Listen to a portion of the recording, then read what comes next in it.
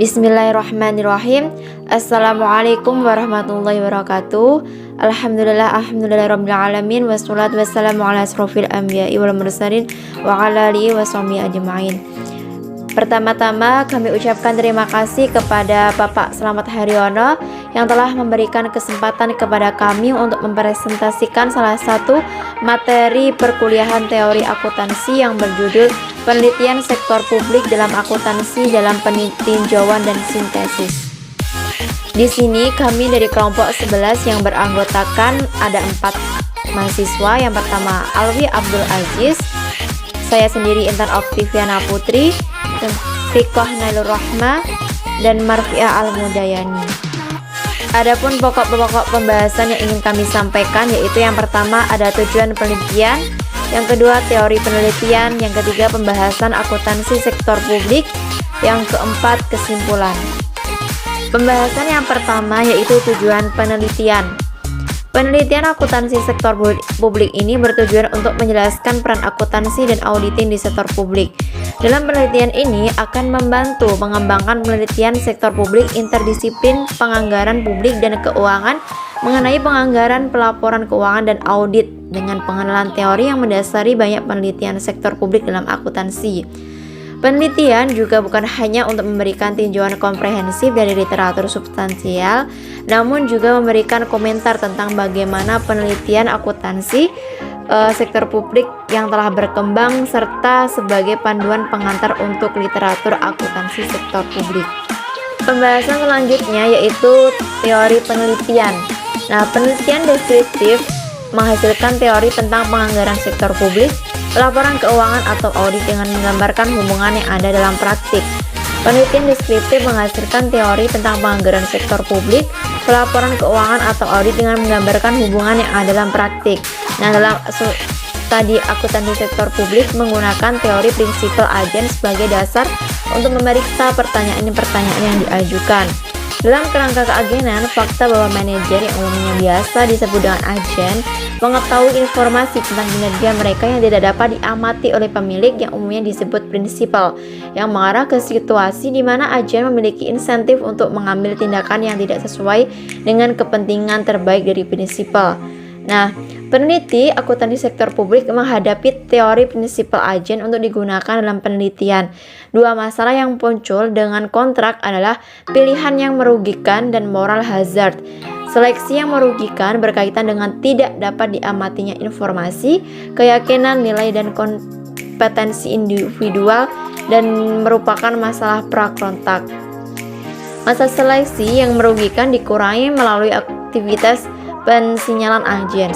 Nah, moral hazard berkaitan dengan kesulitan pasca kontrak yang dihadapi prinsipal dalam memantau produksi agen. Masalah moral hazard sangat berkurang melalui kegiatan pemantauan seperti audit independen. Agen memiliki insentif untuk menciptakan situasi asimetris informasi dalam upaya untuk mendapatkan utilitas dengan tindakan seperti melalaikan atau menggunakan sumber daya prinsipal untuk kepentingan pribadi.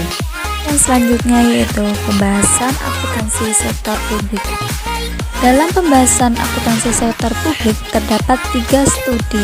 Yang pertama yaitu studi akuntansi, yang kedua studi audit, dan yang ketiga studi pengukuran kerja. Studi yang pertama yaitu studi akuntansi. Beberapa penelitian akuntansi menggunakan analisis Zimmerman sebagai dasar untuk mempelajari peran informasi akuntansi di sektor publik di tingkat kota dan negara sebagian. Meskipun negara selanjutnya ini memasuki bagian teori agensi yang tidak disebutkan secara langsung oleh Zimmerman.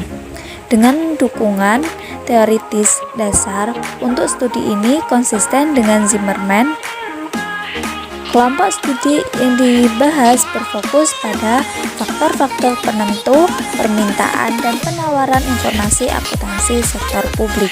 Yang kedua yaitu studi audit.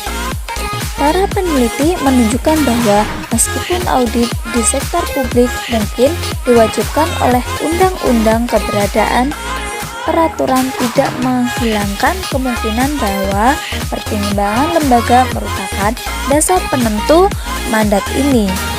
Kim menegaskan bahwa struktur teoritis yang mendasari permintaan untuk audit di sektor korporasi berlaku untuk sektor kota. Dia berpendapat bahwa keuntungan dari kontrak untuk audit di sektor publik serupa kepada mereka yang berada di sektor korporasi, karena sektor publik ekonomi berkaitan dengan yang pertama yaitu risiko keuangan dan reputasi yang terkait dengan praktis pelaporan. Yang kedua yaitu penerbitan utang dan hak milik. Dan yang ketiga yaitu masalah kepemilikan, absensi atau operasi yang cukup besar. Berdasarkan sumber permintaan ini, dia membuat model keputusan Kota Madya untuk melakukan audit awal sebagai fungsi dari beberapa sumber permintaan. Pembahasan selanjutnya yaitu studi pengukuran kinerja. Penelitian sebelumnya telah menganalisis hubungan dengan pejabat yang ditunjuk dari kreditur, studi entitas nirlaba yang berkaitan dengan layanan yang konsisten, yang memiliki arti sangat nyata. Layanan dapat dilihat sebagai sumber daya yang ditawarkan kepada kelompok kepentingan dalam pertunjukan untuk jabatan politik. Namun penggunaan penelitian akuntansi untuk daerah-daerah digunakan untuk menekan perspektif ekonomi mikro dari unit pelayanan tertentu. Membuat standar akuntansi pemerintah telah menunjukkan langkah-langkah non keuangan yang andal dari pemerintah.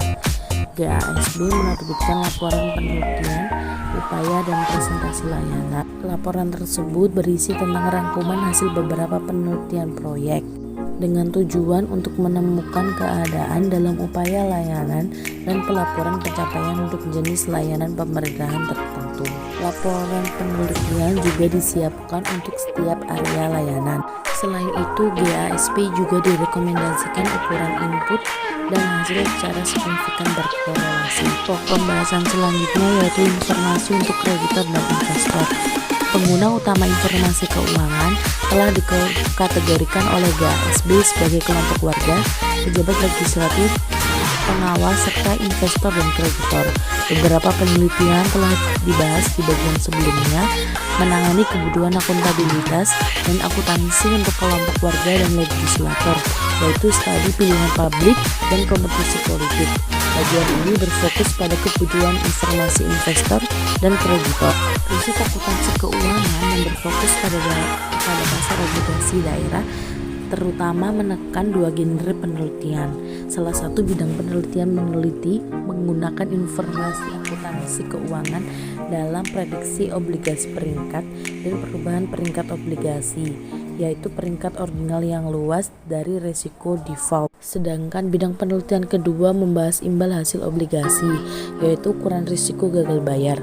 Perbedaan kedua bidang penelitian tersebut adalah berakar pada kendala metodologis. Pada dasarnya, meskipun ukuran yang lebih disukai dari risiko default adalah hasil pasar, kendala pada akuisisi data harga obligasi telah memaksa banyak penelitian untuk fokus pada ukuran risiko default yang lebih luas dan tersedia untuk umum atau peringkat obligasi.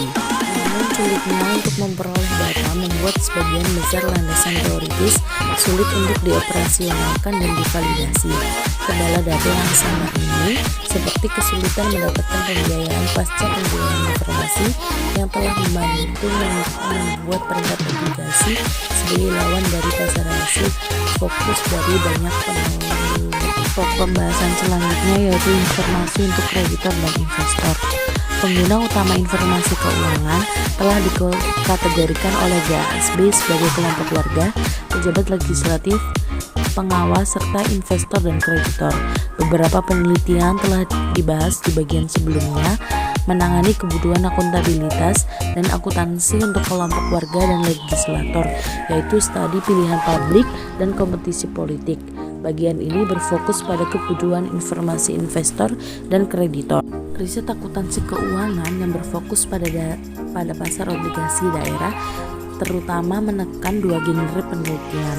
Salah satu bidang penelitian meneliti menggunakan informasi akuntansi keuangan dalam prediksi obligasi peringkat dan perubahan peringkat obligasi, yaitu peringkat ordinal yang luas dari risiko default. Sedangkan bidang penelitian kedua membahas imbal hasil obligasi, yaitu ukuran risiko gagal bayar. Perbedaan kedua bidang penelitian tersebut adalah berakar pada kendala metodologis. Pada dasarnya, meskipun ukuran yang lebih disukai dari risiko default adalah hasil pasar, kendala pada akuisisi data harga obligasi telah memaksa banyak penelitian untuk fokus pada ukuran risiko default yang lebih luas dan tersedia untuk umum atau peringkat obligasi.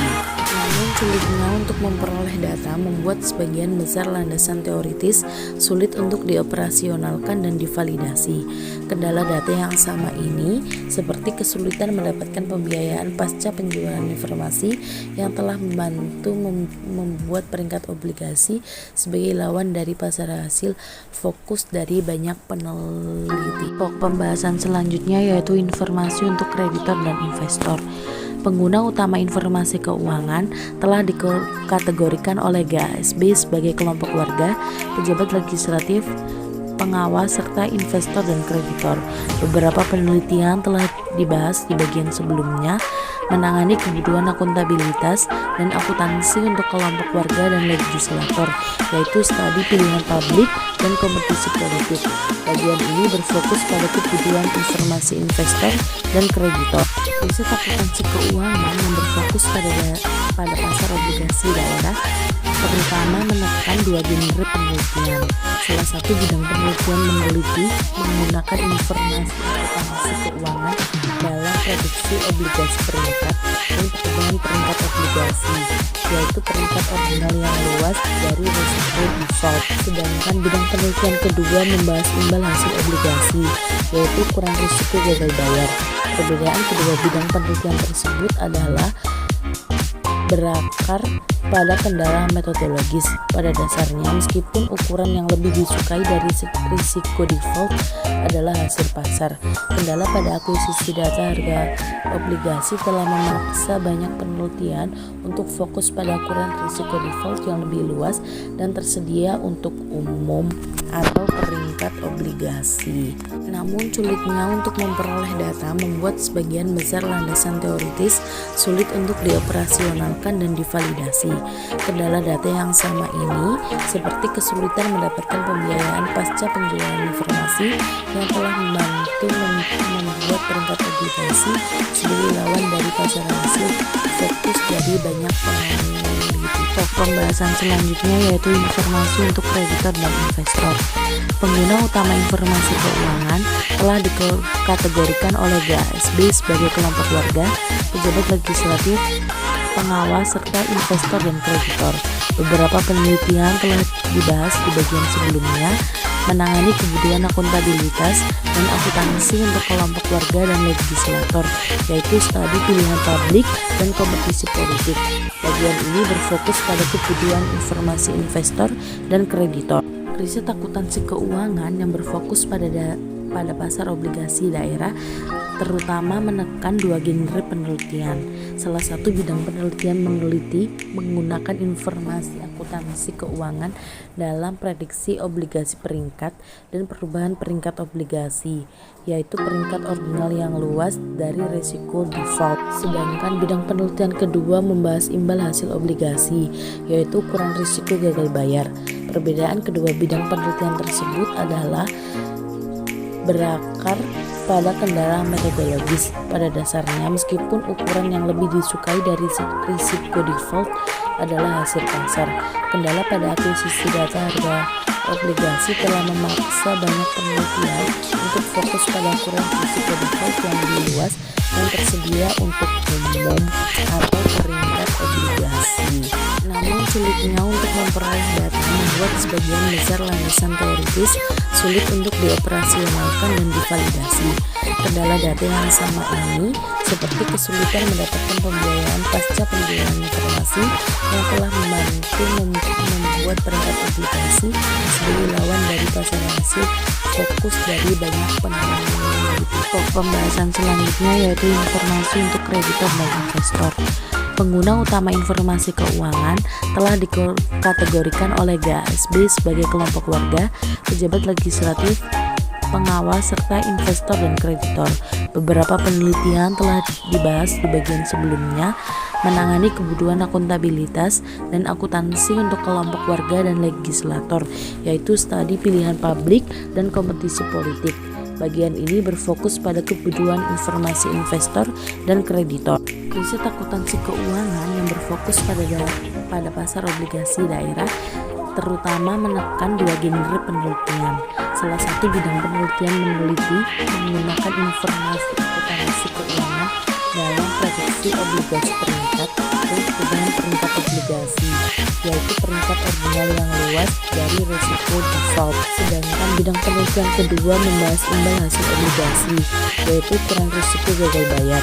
Perbedaan kedua bidang penelitian tersebut adalah berakar pada kendala metodologis. Pada dasarnya, meskipun ukuran yang lebih disukai dari risiko default adalah hasil pasar, kendala pada akuisisi data harga obligasi telah memaksa banyak penelitian untuk fokus pada ukuran risiko default yang lebih luas dan tersedia untuk umum atau peringkat obligasi. Namun sulitnya untuk memperoleh data membuat sebagian besar landasan teoritis sulit untuk dioperasionalkan dan divalidasi. Kendala data yang sama ini seperti kesulitan mendapatkan pembiayaan pasca penjualan informasi yang telah membantu membuat peringkat obligasi sebagai lawan dari pasar hasil fokus dari banyak peneliti. Oke, untuk pembahasan selanjutnya yaitu tentang studi peringkat obligasi.